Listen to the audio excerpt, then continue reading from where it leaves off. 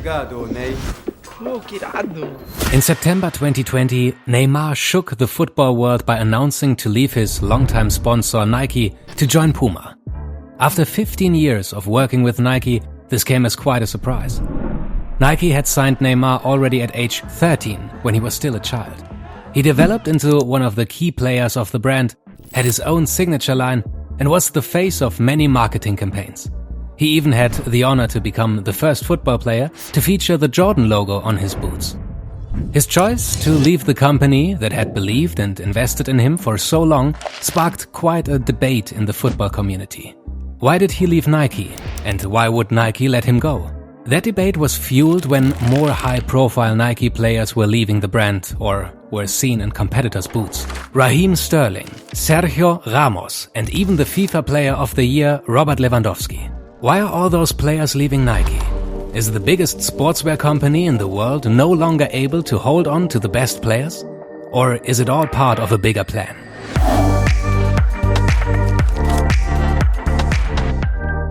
Before talking about individual players, let's have a look at the bigger picture. Sports brands like Adidas and Nike pay professional players to wear their boots. So they are seen by millions of consumers on TV, who then want to buy and wear their favorite players' boots. The 5 European leagues from England, Spain, Italy, Germany and France are the most relevant in terms of viewership and performance. Therefore, they are also the most important in terms of marketing, and their players' feet are the most valuable billboards for brands. In 2021, Nike has by far the biggest share of players in the Big 5 leagues.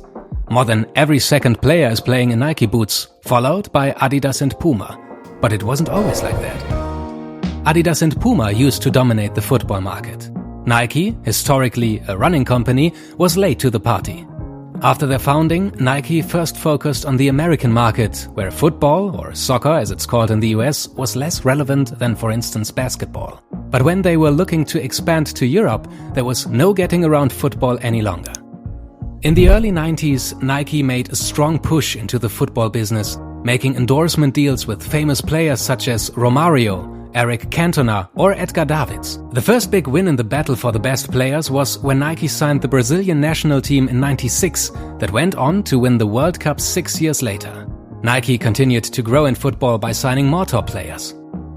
But still, Nike was lagging behind Adidas, who had their roots in football and a much superior network to clubs and officials. Especially in strong Adidas countries like France or Germany, Nike was having a hard time to sign the best players.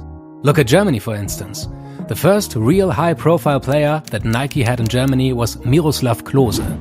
Ballack, Kahn, Schweinsteiger, Lahm, Müller, Neuer, all Adidas players.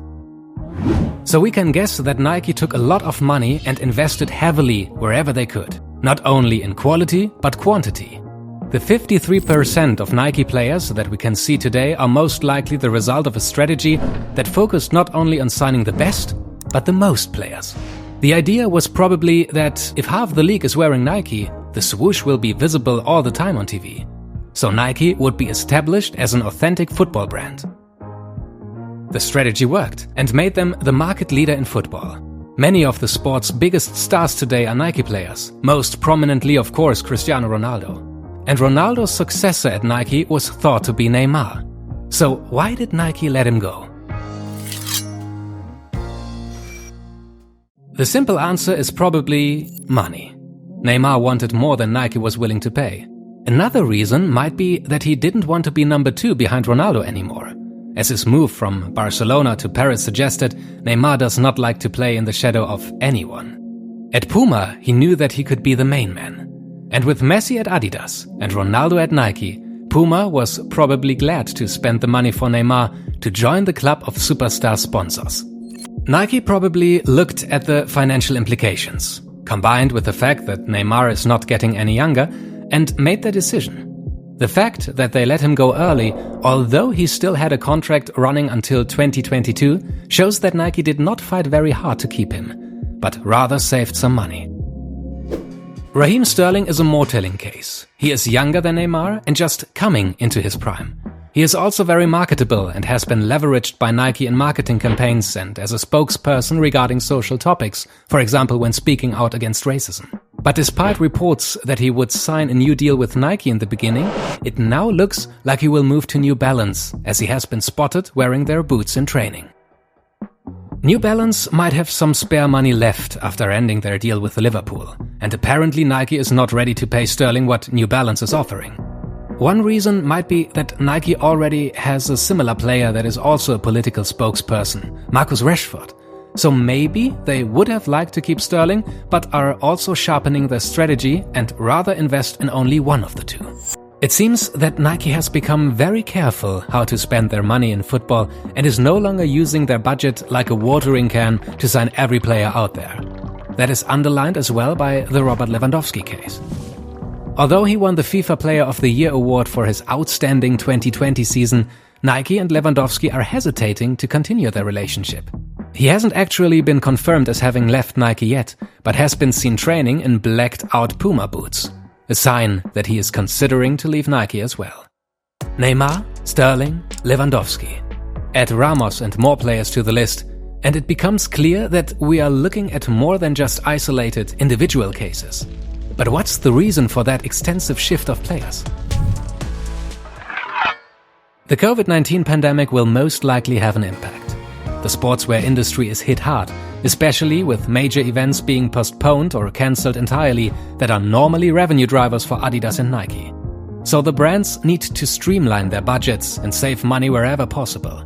But the pandemic is probably only the accelerator and not the cause for the change. That becomes clear when looking at who Nike is actually still signing and betting their money on. For example, Erling Haaland. He was one of the players promoting the Nike Dream Speed boots recently and even showed some individualized golden Nike boots on his Instagram. So while Nike seems to be okay to let Robert Lewandowski, currently the best striker in the world, move on, they are keen to keep Haaland, who might become the world's best striker in the future. Even more important for Nike is of course the role of Kylian Mbappé. It seems that the brand wants him to step into Ronaldo's footsteps, which might have been one of the reasons to let Neymar go. And Nike also has a great substitute for Raheem Sterling. We already mentioned Rashford, but lately Jadon Sancho was brought more and more into a prime position. At age 20, he was the youngest player to ever get his own signature line from Nike. Haaland, Mbappé, Sancho. We can easily continue the list with Ansu Fati, Kai Havertz or Frenkie de Jong. Apparently, Nike is preparing for the future. Sponsorship contracts with clubs or players usually run several years and are therefore long-term investments for companies. Unlike digital or event marketing budgets, a sports marketing budget is planned for years ahead and cannot be shifted around or reduced quickly. It's all about foresight, predicting where the players will be over the course of the next 5 years. That also puts into perspective why Nike let established players move on. It's a strategic move rather than just financial pressure or broken relationships. Therefore, it is likely that Nike already had a plan to shift their strategy to the new generation of football players. The COVID-19 crisis just accelerated the execution of that strategy. If anyone knows how much Neymar and Lewandowski are really worth for a sportswear brand, it is Nike, who used the players for commercials for over a decade. Nike has all the sales data and insights to estimate their brand value. So they probably would have matched any competitor's offer for Neymar, but didn't think it's worth it. Unfortunately, we don't get any money from Nike or Puma, but you can support us on Patreon. Click the link in the description to check out our Patreon memberships.